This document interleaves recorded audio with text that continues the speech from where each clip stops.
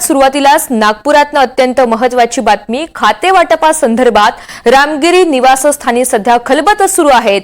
मुख्यमंत्री देवेंद्र फडणवीस आणि एकनाथ शिंदे यांच्यामध्ये गेल्या पाऊण तासापासून चर्चा सुरू आहे।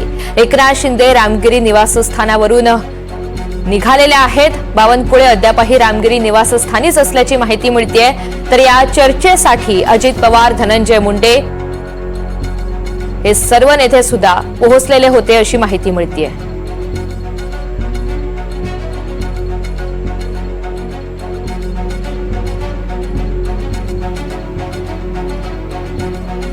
तर रामगिरी निवासस्थानाबाहेरून या सगळ्या संदर्भात अधिकची माहिती देण्यासाठी आपल्यासोबत संजय तिवारी आहेत। संजय, गेल्या पाऊण तासापासून या दोन्ही नेत्यांमध्ये आणि इतर काही नेते उपस्थित होते। माहितीचे चर्चा सुरू होती। खाते वाटपाचा तिढा सुटलेला आहे का?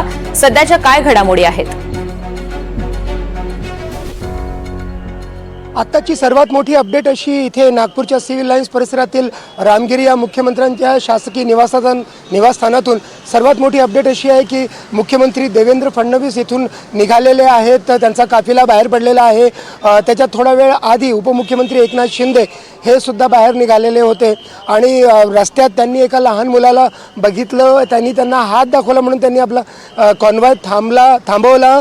त्यांनी त्या आपल्या स्वहस्ते त्यांचं चित्र रेखाटून आणलं होतं, स्केच, तो त्यांना भेट दिला। त्याच वेळेला छत्रपती शिवाजी महाराजांच्या आगमनाप्रसंगी ज्या ओळी म्हटल्या जातात त्या ओळी त्यांनी अगदी आविर्भावात म्हणून दाखवल्या। त्यांनी उपमुख्यमंत्री एकनाथ शिंदे यांनी त्यांचं कौतुक पण केलं त्या मुलाचं आणि तिथून ते पुढे रवाना झाले।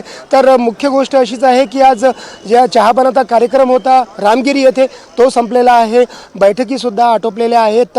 बराच वेळ बावनकुळे, एकनाथ शिंदे आणि मुख्यमंत्री देवेंद्र फडणवीस यांच्यात खलबतं सुरू होती।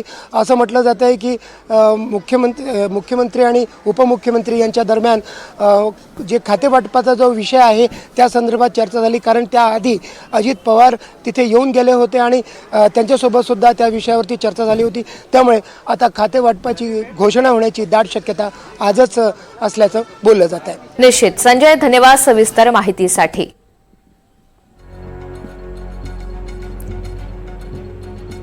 रामगिरी बंगल्यावर पंकजा मुंडे, बावनकुळे यांच्यासोबत देवेंद्र फडणवीस यांची चर्चा झालेली आहे आणि काही क्षणांपूर्वीच मुख्यमंत्री देवेंद्र फडणवीस हे या निवासस्थानापासून आता निघालेले आहेत। त्यामुळे या बैठकीमध्ये नेमकं काय घडलेलं आहे याचे अपडेट्स लवकरात लवकर समोर येण्याची शक्यता आहे।